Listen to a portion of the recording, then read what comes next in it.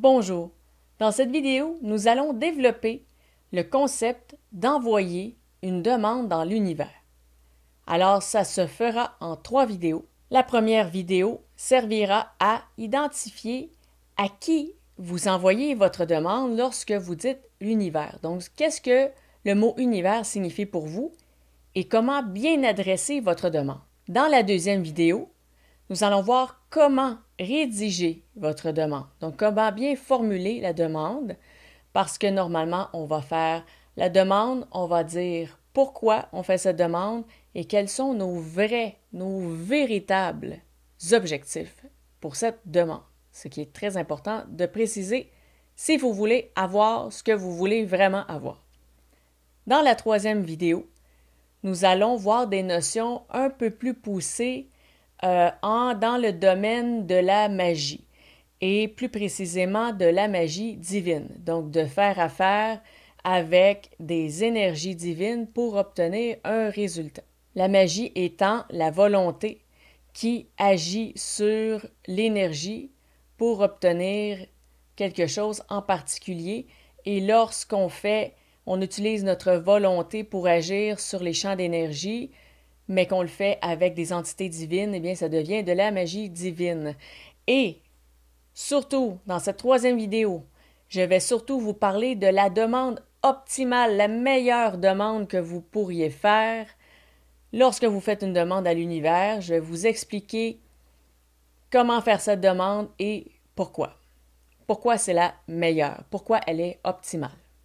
Alors, débutons maintenant dans cette série de 3 avec la toute première vidéo, où nous définissons ce que veut dire le mot univers pour vous. Alors, il est très important lorsqu'on fait une demande de manière spirituelle ou ésotérique, il est très important de savoir à qui on adresse notre demande.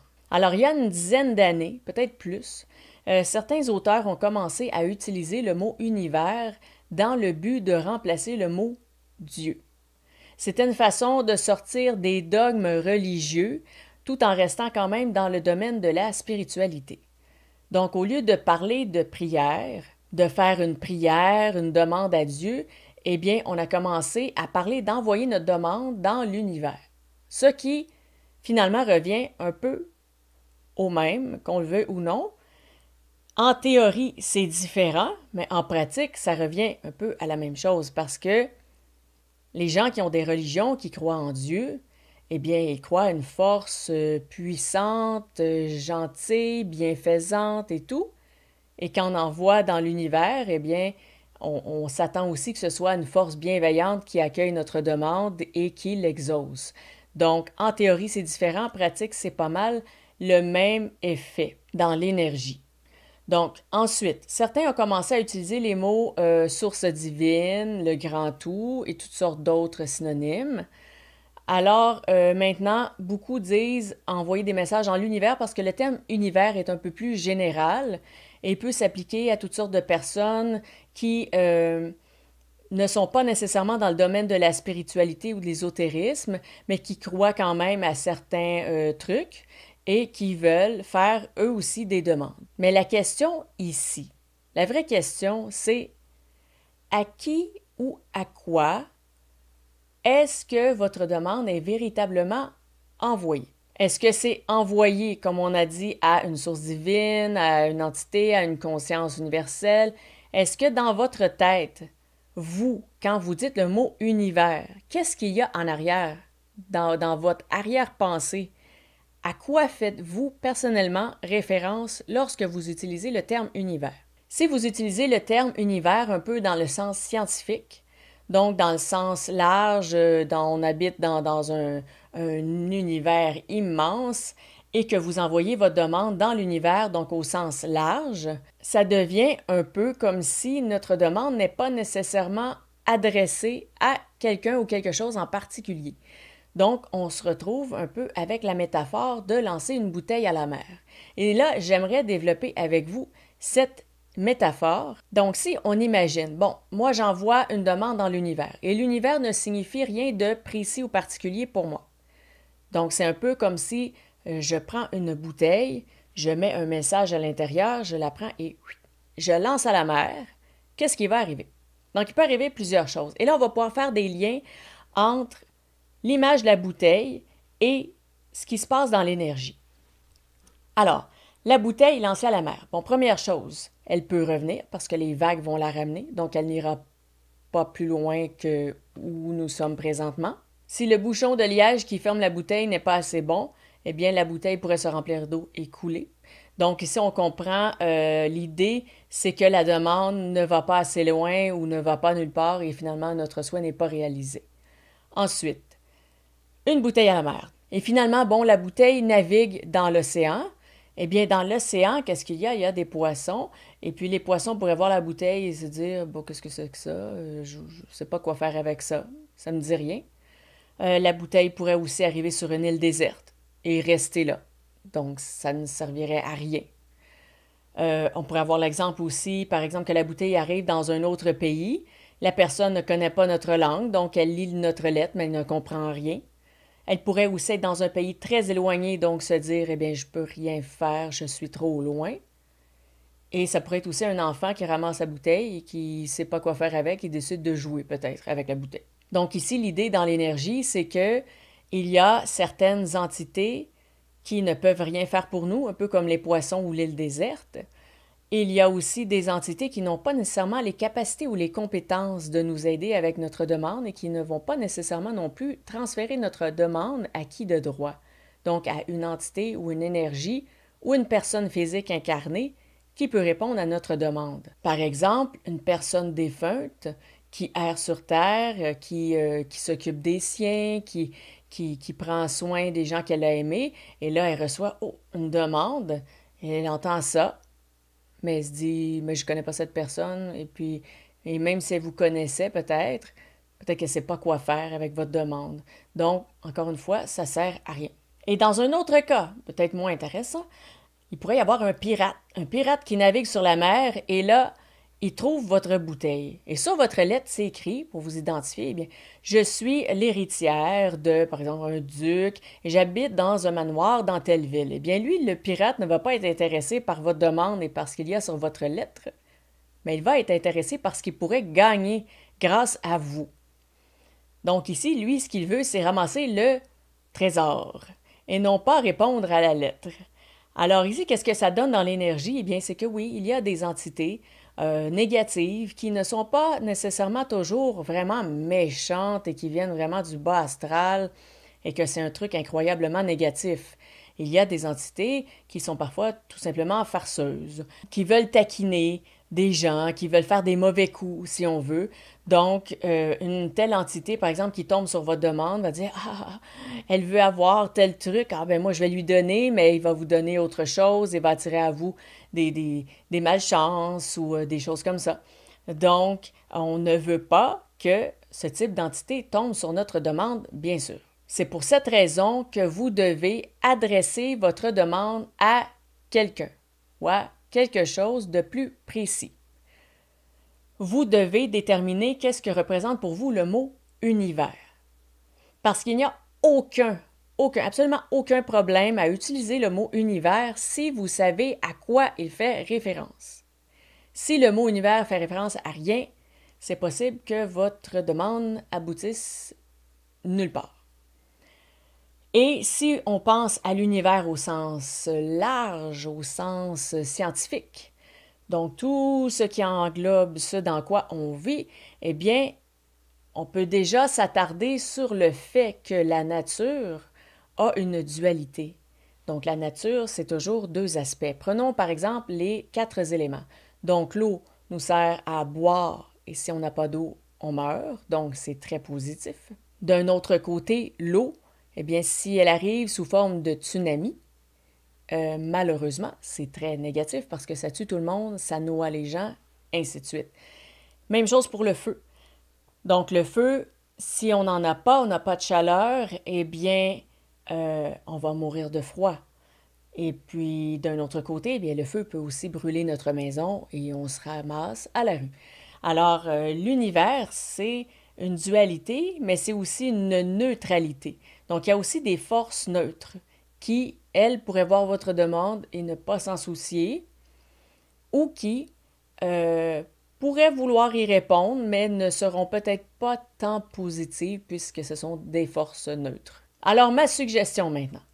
À qui doit-on faire la demande? Si vous ne savez pas à qui faire la demande parce que vous ne croyez pas en Dieu, parce que source divine, c'est un peu trop flou pour vous, eh bien, vous pouvez faire la demande, par exemple, à votre ange gardien, votre guide, toute personne que vous croyez qui veille sur vous, comme un grand-parent décédé, par exemple, eux peuvent faire le relais entre vous et l'entité qui pourrait vous aider si eux, personnellement, ne peuvent pas le faire.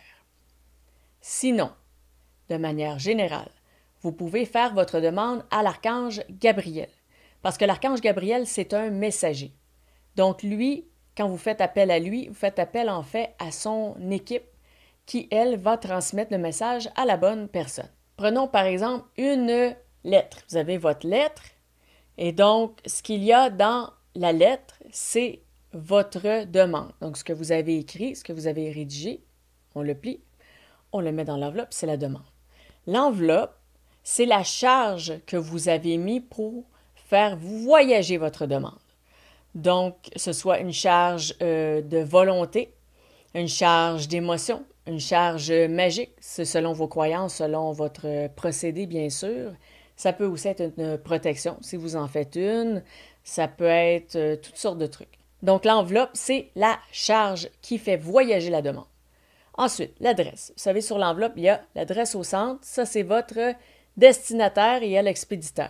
Donc, le destinataire, eh bien, c'est ça. Si vous ne savez pas à qui adresser la demande, je vous suggère de le faire à Gabriel. Donc, son équipe va recevoir votre demande et va agir. Et là, si vous vous posez la question, mais pourquoi est-ce que je parle de son équipe à Gabriel et non pas de Gabriel lui-même? Je vous en reparlerai dans une autre vidéo parce que c'est un sujet qui demande quand même pas mal d'explications sur le fonctionnement de la hiérarchie des anges et des archanges. Et pourquoi on met une adresse sur notre enveloppe? Eh bien, c'est pour pas que n'importe qui lise le contenu de l'enveloppe. Par exemple, à l'époque, à une époque reculée, les lignes téléphoniques étaient toutes branchées. Et lorsque le téléphoniste branchait deux personnes ensemble, eh bien, tous les autres pouvaient décrocher la ligne et entendre ce que les deux personnes se disaient, ce qui est quand même assez rigolo et ce qui devait causer pas mal de potins dans les villages à l'époque.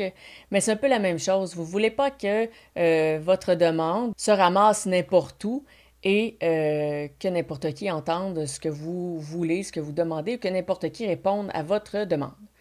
Ensuite, la partie expéditeur sur l'enveloppe, eh bien, c'est vous, c'est votre signature dans l'énergie. Ainsi, si vous vous demandez, eh bien, est-ce que l'entité qui prend ma demande, est-ce qu'elle va savoir que ça vient de moi? Est-ce qu'elle va savoir qui a besoin de ça? Oui, absolument. Parce que lorsque vous envoyez la demande, la charge, comme on a dit l'enveloppe, la charge qui pousse la demande, qui la fait voyager, c'est aussi en même temps votre adresse d'expéditeur, votre signature dans l'énergie. Donc, on sait que la demande vient de vous. Voilà qui fait le tour de bien identifier à qui on fait notre demande. Donc, vous pouvez très bien, comme je l'ai dit plus tôt, continuer d'utiliser le mot univers. Il n'y a aucun problème. Simplement, vous devez savoir à quoi ce mot fait référence pour que ce soit plus précis. Donc, vous pouvez penser, j'envoie ma demande dans l'univers, j'envoie ma demande dans le sens où ma demande est guidée par une force divine afin de trouver la bonne personne qui pourra répondre à mon besoin. Mais ça, vous devez l'avoir en tête avant d'envoyer votre demande. Si dans votre esprit, c'est flou, c'est abstrait, c'est comme l'univers dans lequel on vit au sens large, ce n'est peut-être pas assez précis, vous n'aurez peut-être pas les résultats escomptés. Maintenant, dans la deuxième vidéo que je ferai dans cette série, nous allons voir comment faire une demande. Alors, nous allons voir la demande, pourquoi on fait cette demande et quels sont nos objectifs véritables. Et là, on va creuser un peu plus sur le type de demande qu'on fait pour être sûr d'avoir, encore une fois, des bons résultats. La troisième vidéo, ce sera plutôt la façon optimale de faire des demandes pour obtenir les meilleurs résultats possibles. Et cette façon optimale, n'est peut-être pas tant connu, n'est peut-être pas tant apprécié, mais c'est quelque chose que j'ai appris dans les dernières années et je me dois de le partager avec vous parce que c'est probablement la seule façon, vraiment la meilleure de faire une demande. Et ça, c'est rare que je vais dire qu'il y a une seule façon de bien faire des demandes, mais bien sûr, je vous parle de la base de faire la demande.